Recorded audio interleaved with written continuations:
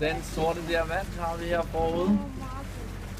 Og den sorte diamant var udvidelsen af det kongelige bibliotek i 1999 af Smithhammer og Lassen Arkitekter. Og det er jo beklædt med sort granit fra Zimbabwe.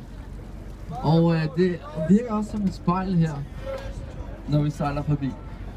As here in front of us we have the Black Diamond, and this was the extension of the Royal Library in 1999, and it was covered in black granite from Zimbabwe by the architect Smithhammer und Lassen. Rechts sehen Sie den schwarzen Diamant, funktioniert wie ein Spiegel und ist die Erweiterung der Königlichen Bibliothek von den Architekten Smithhammer und Lassen. Hier an der Fassade sieht man schwarzes Granit aus Zimbabwe.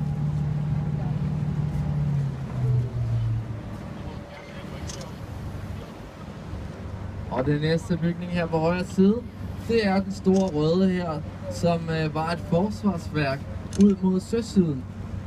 Og så blev Christianshavn anlagt, den mistede sit formål, men fik en meget vigtig funktion. Det blev nemlig Kongens Bryggeri. Og I kan forestille jer, at i 1700, der var drikkevandet ikke så godt. Og derfor så havde man altså i stedet øl.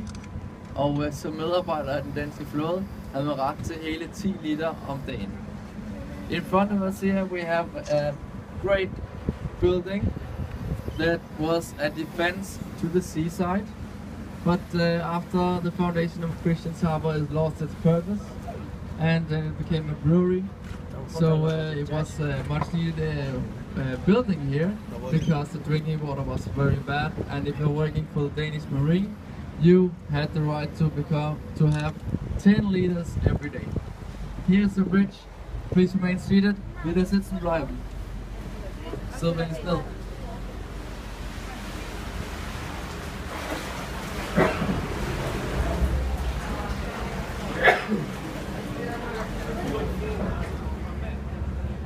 Auf Ihrer rechten Seite sehen Sie ein großes Gebäude hier aus Ziegelstein.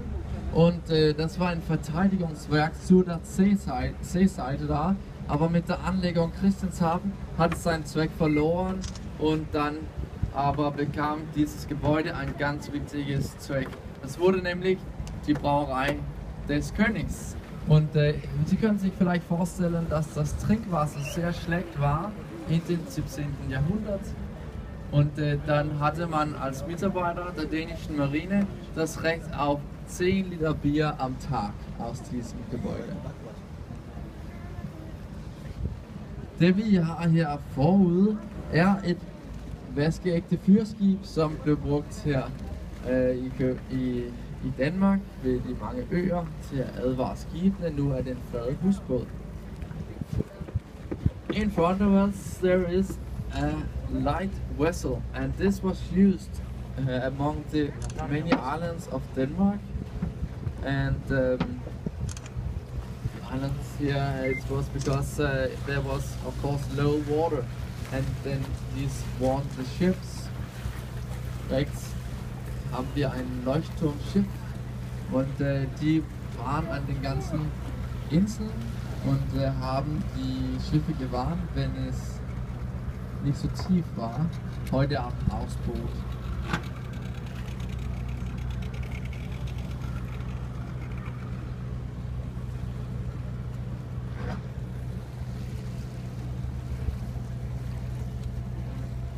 So, wenn ihr still, please remain seated. Bitte sitzen bleiben.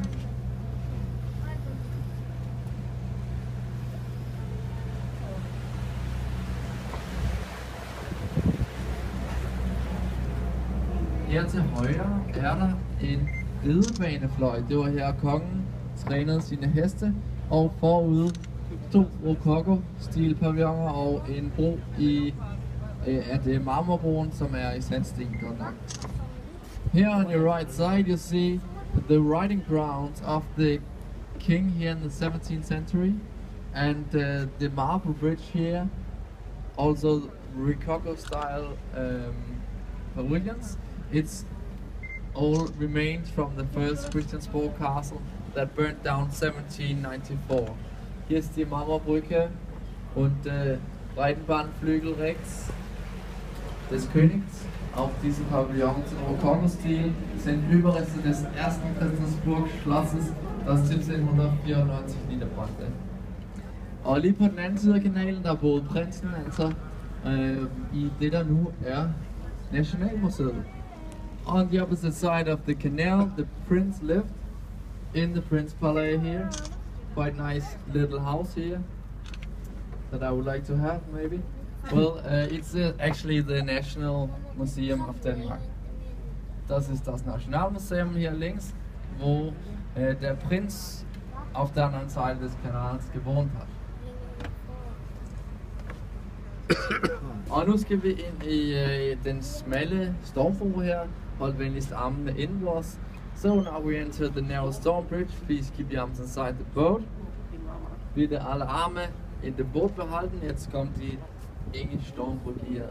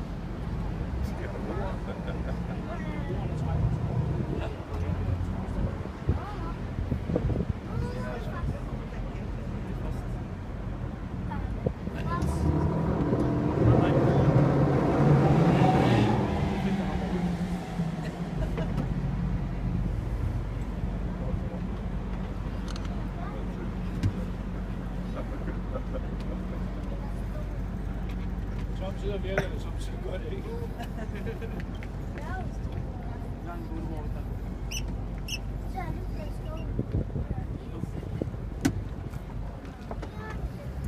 Så har vi herovre på højre side Bertel Thorvaldsens Museum, og han var den mest berømte billedhugger i Danmark. Han arbejdede 40 år i Rom, også på Peterskirken, og har lavet skulpturer af paven. Han tog en stor samling af skulpturer med til Danmark her fra 1882, og han er selv begravet derinde, og bygningen er fra 1882. Here on your right side, you see this orange building, and it's a museum of Bertel Thorvaldsen. He was the most famous sculptor of Denmark. He worked 40 years in Rome, also at the Peter's Church, and brought this big collection of sculptures here from 1882. And here you see the victory wagon, because he was a true hero in Denmark.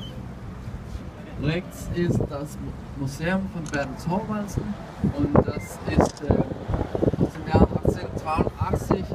Dieser Bertel Thorvaldsen war Bildhauer, hat 40 Jahre in Rom gearbeitet, als der meist berühmte Dänemarks, und da ist er ganz berühmt geworden und hat eine große Sammlung von Skulpturen hier zurückgebracht und ist ein Volksheld geworden. Så har vi her på venstre side nu Gammelstrand, hvor at det moderne København blev grundlagt i sin tid. Det var i 1167 af biskop Absalon. Here on your left side you have Old Beach. We can't see so much, but this was where Copenhagen was founded in 1167 by Bishop Absalon. And you will see Bishop Absalon when we get out of this canal, this tunnel, and he will he on the horse on the left side. It was founded in 1167. Vi har set her en tunnel, aber auf der linken Seite können Sie Bischof Absalon gleich sehen. Der war der Grundleger Kopenhagens im Jahr 1167.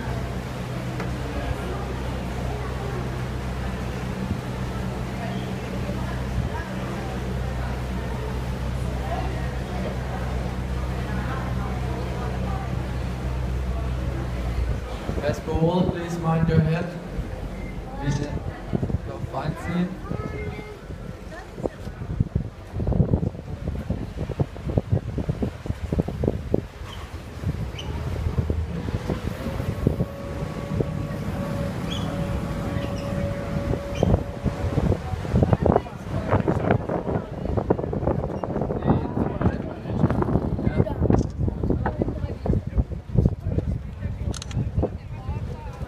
Her på højre side er det smukke Christiansborg Slot, som er det tredje på det her sted fra 1928, og huser Folketinget, Statsministeriet, Højesteret og nogle kongelige repræsentationslokaler. On your right side, you see the beautiful castle Christiansborg, and it's from 1928. Houses the Parliament, the Supreme Court, the Prime Minister's Department, and some reception rooms. Rechts Christiansborg Schloss, das dritte auf diesem Platz aus dem Jahr 1928. Da drin sind das städtische Parlament, Staatsministerium und oberste Gericht.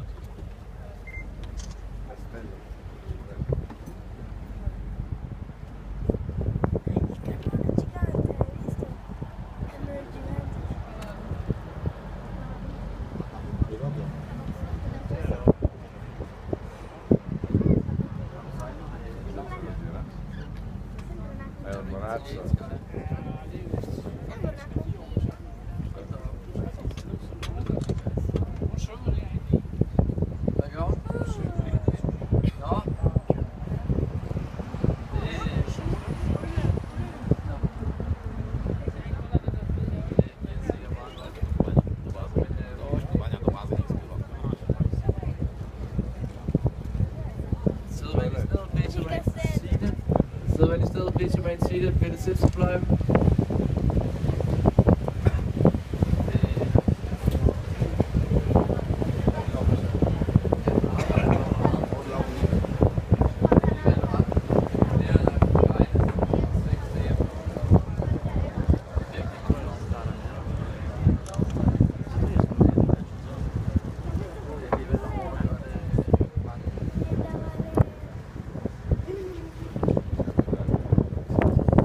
Her på højre side har vi den gamle varebørs, der var opført 1620-40 af Christian 4. Og her var det første deres marked med dragspiret og øverst 3 kroner, der symboliserer Danmark, Sverige og Norge. On your right side you see the old stock exchange, and it was built 20 to 20 years, and with this tower of dragon tails, and on top 3 crowns that symbolize Denmark, Sweden and Norway. Rechts ja die Warenbörse, der erste überdachte Markt Dänemarks, wurde 1620 bis 40 erbaut von Christian IV. Und hier sieht man den Drachenturm mit 3 Kronen oben, die Dänemark, Schweden und Norwegen symbolisieren. So, wenn ich noch ein bisschen mein Ziel bin, das ist zu bleiben.